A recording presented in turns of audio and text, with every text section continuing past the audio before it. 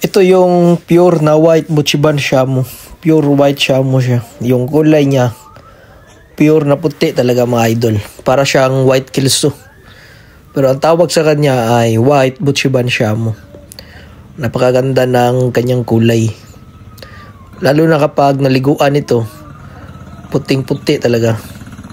Yan ang mga white na Buchiban Shamu. Island born to mga idol. Ang parents nito ay imported from Japan. Ngayon sa Pilipinas, pinaparami na ang ganitong kulay ng Shamu. Itong mga puti. Maganda talaga sila kasi malinis ang puti kapag pinaliguan. Maganda tingnan. So, pinaparami natin yan sa Pilipinas. Sa mga gustong makabil nito, mag-PM na kayo sa ating Facebook, Renz Japan Shamu Breeder. Napakagandang mga Shamu to. Puti na Shamu. Yung pakpak nila, napaka-upwing.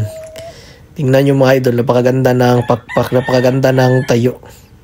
Pure Shamu siya na white. Puting-puti. Yun lang ang ating update mga idol sa araw na to. Paki-like sa ating video at paki-share na rin.